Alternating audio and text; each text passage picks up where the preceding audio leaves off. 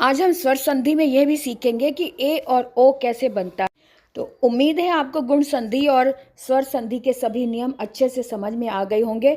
Comment करके मुझे जरूर बताएं। स्वर संधि हम सीख रहे हैं जिसमें दीर्घ संधि सबसे पहले देखेंगे। संस्कृत में स्वर संधि के 5 भेद होते हैं। पहला है दीर्घ संधि। तो दीर्घ संधि को कैसे इसको समझे, ये देखो, जिसमें दोनों तरफ बराबर का स्वर, समान स्वर आता है, वहां दीर्घ संधि होती है। और कैसे इनको संधि कर सकते हैं, दोनों तरफ समान स्वर यानी पूर्व पद और उत्तर पद दोनों में एक ही स्वर, इधर आ है तो इधर भी आ ही होगा, इधर आ है तो इधर भी आ ही, दोनों तरफ आ समान होना चाहिए। ये जरूरी नहीं कि एक तरफ दीर्घ है तो दूसरी तरफ ह्रस्व भी हो सकता है, एक तरफ ह्रस्व है तो दूसरी तरफ दीर्घ भी हो सकता है। तो इसको हर तरह से हम देखते हैं। दोनों तरफ ह्रस्व है, दोनों तरफ दीर्घ आ है, एक तरफ ह्रस्व है और दीर्घ आ है, इधर दीर्घ भी है और ह्रस्व भी है। तो दोनों तरफ से हम देख रहे हैं, तो इनको दोनों को मिलाकर दीर्घ आ ही बनेगा। इनका रिजल्ट दीर्घ आ ही बनेगा, है ना। तो हमने क्या देखा कि दोनों तरफ समान स्वर हैं, तो जहां समान स्वर होता है उसका रिजल्ट दीर्घ ही, उसी स्वर का दीर्घ हो जाता है। तो यहाँ पर देखो शब्द दिए हुए हैं रामः अनुजः। तो यहाँ पे म में भी अ है और अ मिलकर आ हो गया, यानी कि रामानुज। तो मा में आ की मात्रा यानी दीर्घ स्वर हो गया रामानुज। विद्या आलया, विद्या में आ है, दीर्घ है, इधर भी दीर्घ आ है, दोनों को मिलाकर एक दीर्घ आ बन गया, तो विद्यालयः। देव आलया है, इधर भी आ है, इधर ह्रस्व आ है, इधर दीर्घ आ है, लेकिन दोनों तरफ समान स्वर होने के कारण देवालय, व में आ दीर्घ आ हो गया देवालयः। विद्यार्थी, इधर दीर्घ आ है और इधर ह्रस्व आ है, लेकिन दोनों तरफ आ होने के कारण दोनों के स्थान पर एक दीर्घ आ हो गया और शब्द बना विद्यार्थी। आ दीर्घ हो गया, इधर भी आ दीर्घ है, आ दीर्घ है, आ दीर्घ है। जहां पर भी दो शब्दों के बीच में दीर्घ स्वर होता है वहां पर दीर्घ संधि होती है। ये इसकी पहचान है। अब हम देखें कि अगर ई हो, अब अभी हमने ऊपर देखा कि अगर आ है तो दीर्घ आ हो गया। अब यहाँ हम देखेंगे दोनों तरफ ई समान स्वर है, तो दोनों तरफ ई है तो इसका भी उसी स्वर का दीर्घ ई हो जाएगा। इधर भी ई है ह्रस्व, इधर ह्रस्व ई है, इधर दीर्घ ई था, लेकिन रिजल्ट दीर्घ ई ही होगा। इधर ह्रस्व है और दीर्घ है, लेकिन दोनों तरफ समान स्वर होने के कारण दीर्घ ई हो गया, है ना। उसके बाद इधर भी देखें, इधर दीर्घ ई है, उसके साथ में ह्रस्व ई है, लेकिन दोनों तरफ समान स्वर होने के कारण एक दीर्घ ई हो गया। अब इसके उदाहरण भी देख लें। ऋषि इंद्र तो ऋषीन्द्रः, नदी ईशा नदीशः, परीक्षा परीक्षा, देवी इंद्र देवीन्द्रः। इस तरह से एक बड़ी दीर्घ होगी, एक बड़ी ई लगकर ये दीर्घ संधि हो गई। दोनों तरफ ये कहा है दीर्घ ई बनकर इन दोनों शब्दों को जोड़कर ये शब्द बना। इसका मतलब है कि यहाँ भी दीर्घ संधि है। अब हम देखें कि ऊ अगर दोनों तरफ ऊ समान स्वर आया हुआ है तब कैसे देखेंगे। इधर भी ह्रस्व ऊ है, इधर भी दीर्घ ऊ है, इधर ह्रस्व है और ऊ और दीर्घ है। यहाँ पर ह्रस्व, यहाँ पर दीर्घ है, ऊ है और उधर ऊ ह्रस्व है, लेकिन दोनों तरफ समान ऊ आया है, समान स्वर है, इसलिए दोनों स्वरों का एक समान स्वर दीर्घ हो गया।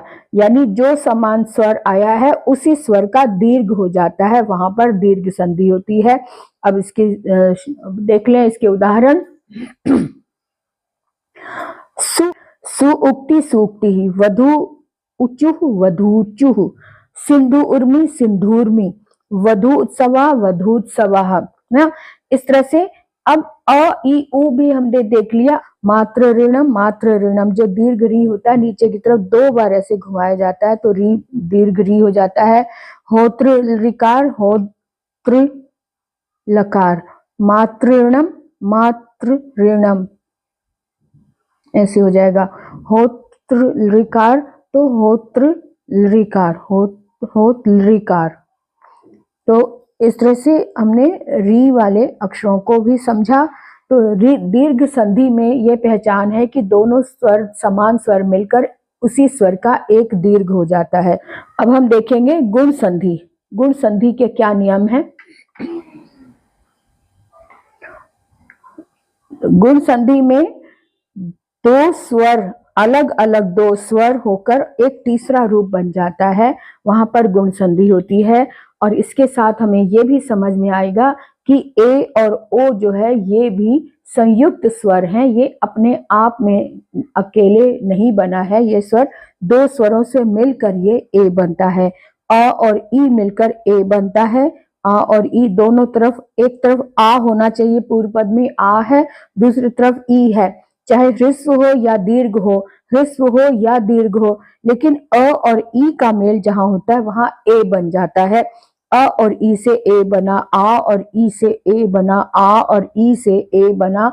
ये हमें समझ आ गया कि आ और ई अगर आया है तो उसके मेल से ए ही बनता है, ए क्योंकि संयुक्त स्वर है।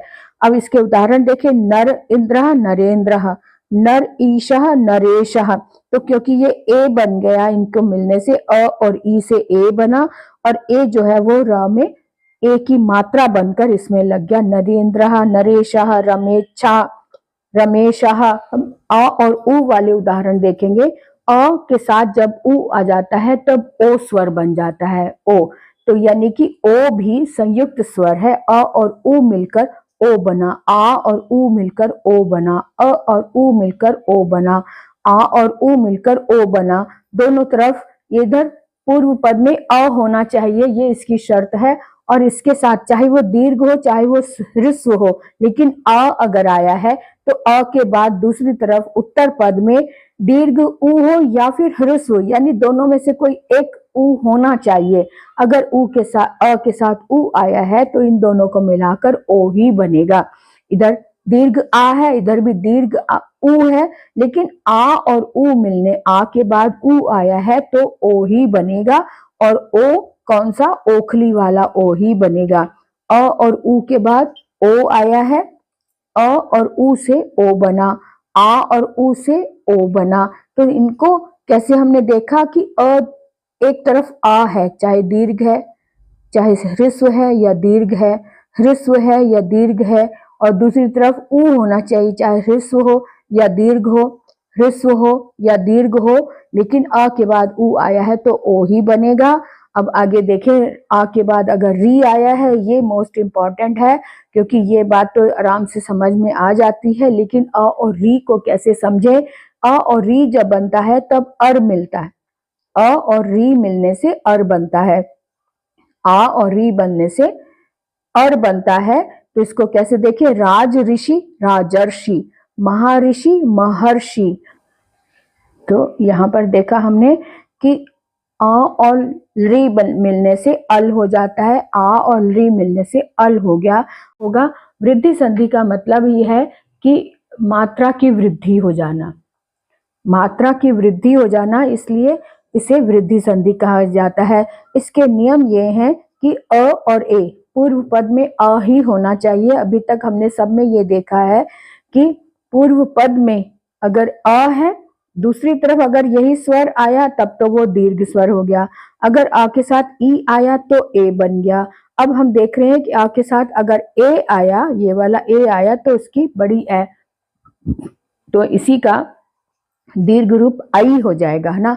अगर यहाँ पर भी आ है, चाहे ह्रस्व है चाहे आ दीर्घ है, लेकिन इसके साथ अगर ए या आई आया है तो दोनों को मिलकर एक दीर्घ आई हो जाएगा, है ना। इसको दीर्घ, ये भी दीर्घ में ही कहलाता है, ये भी दीर्घ में ही कहलाता है, लेकिन बोलने में ए और आई ही हो जाता है।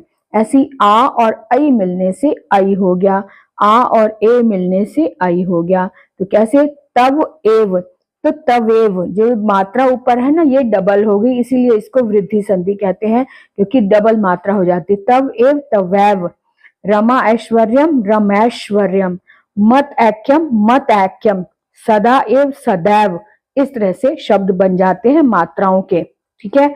ऐसे ही ओ के भी उदाहरण हैं, जैसे यहाँ पर दिया हुआ है अ प्लस ऊ आया हुआ है। अ के साथ अगर ऊ आए तो ओ हो जाता है। अ पूर्व पद में होना चाहिए, चाहे ह्रस्व हो या दीर्घ हो, लेकिन अ के बाद अगर ऊ ह्रस्व हो या फिर दीर्घ हो, अ के बाद ऊ होने से ओ हो जाता है। ये गुण संधि का नियम है। अब इनके उदाहरण भी देख लें। जैसे सूर्य धन उदय लिखा है तो सूर्य य का आ और ऊ मिलकर ओ बन गया और शब्द बना सूर्योदय। और दूसरा उदाहरण इस तरह से देख सकते हैं, गंगा धन उदकम, तो गंगा आ के बाद ऊ आया तो गंगोदकम शब्द बना। इसी तरह से नर उत्तम तो नरोत्तम शब्द बना, यानी अ के बाद अगर ऊ आए तो ओ गुण बन जाता है।